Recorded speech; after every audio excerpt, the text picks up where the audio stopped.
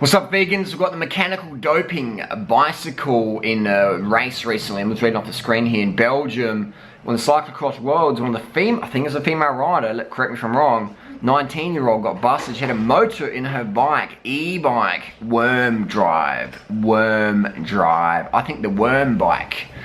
It's called the worm bike. I would love to ride a fucking worm bike. I've got a couple of e-bikes, great for motor pacing, training, etc. Great for commuting.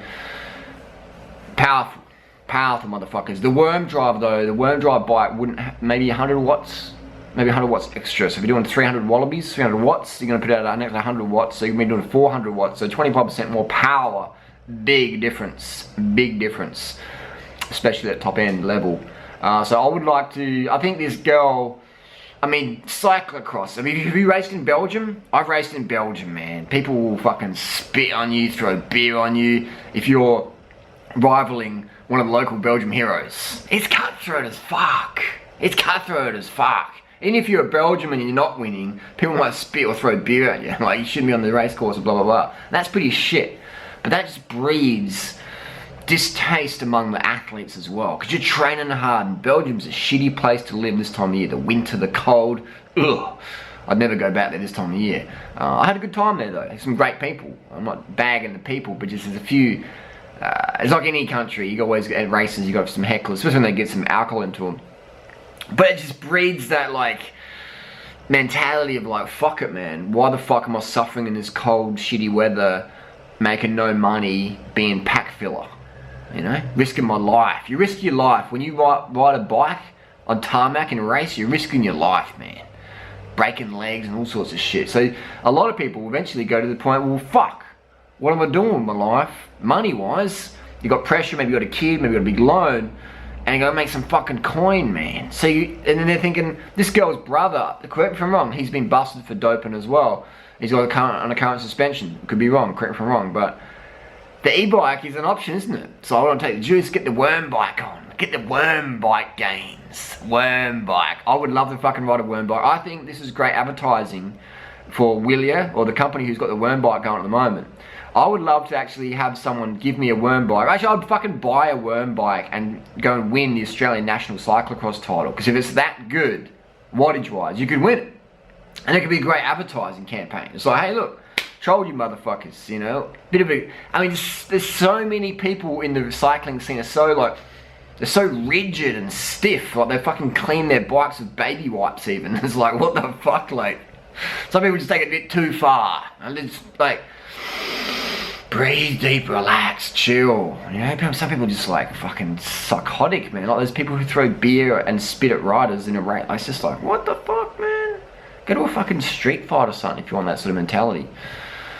But I think that this person, this girl, should have just trolled it more. I mean, it's sporting fraud. But what's the penalty for it? What's the fucking penalty for it? There's no penalty financial. You might lose it, alright? You don't get a fine really though. There's no penalty. Like how many millions of dollars did Lance Armstrong make? And how many millions of dollars did Trek make? And Nike and Duro and Oakley, who are still famous because they backed all these dopers, man. Alright? And it's every single company with a big name in sport got big because they backed dopers. It's sport, man. It's not just cycling, motherfuckers. It's soccer. Do you think Nike would be as big as it was if it didn't back dopers? And all those soccer guys and NBA players and Jordan and Agassi and all these people who all use the gear to get the next level performance. People go, basketball? No, drugs in basketball. Man, are you fucking serious? You gotta have skill. But you've probably never taken performance-enhancing drugs. I fucking have, man. And when you take testosterone and you just want to play basketball, any sport that requires power, speed, agility, recovery, aggression, focus, stamina will be you get fucking benefits from taking exogenous testosterone, pinning some test in your ass, popping a few oxys, man. You will get incredible benefits. Some people say, oh, it's not just skill. It's skill plus fucking drugs equals Nike, Reebok, Adidas fucking contracts. You think those Kenyans setting world records doing it just on corn and water? A couple of gels? Man, he's cut fucking throat.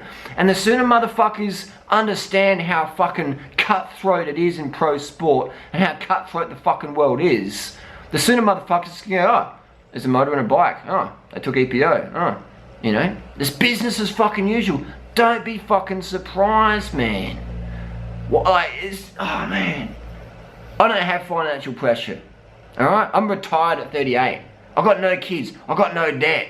Everyone's paid for, man. I can be honest and open with you. I don't have any sponsors. I don't want any sponsors.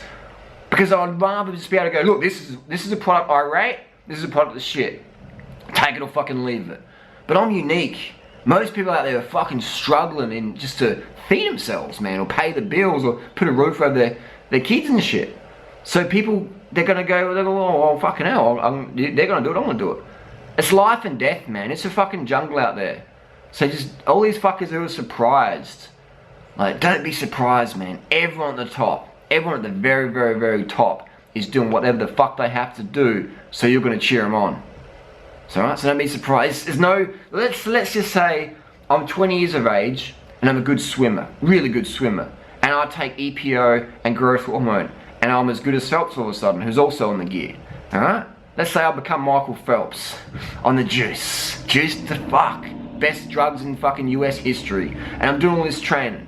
And I'm winning shit. And let's say I get busted. I don't go to fucking jail.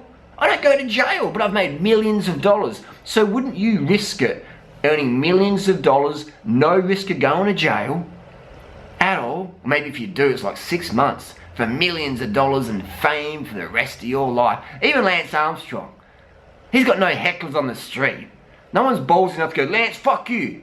Even said in the interview, no one's ever heckled Lance face to face on the street. People just talk shit on Strava or forum, but no one's, in society, no one has the balls to go at someone's face and say, blah, blah, blah. Doesn't happen. Everyone talks shit on the internet. So where's the penalty? There's no penalties, man. Really. You can make millions of dollars living the fantasy, living the dream life.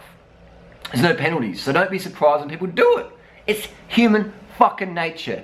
Motherfuckers will do anything to win at all costs. Don't be surprised. Santa Claus doesn't exist. Your Olympic champion in big name sport never fucking existed without pharmaceutical drugs. It's business as fucking usual. Doesn't make them bad people. Just understand it. It's people want to win. And if you want to win, man, you gotta do everything it fucking takes.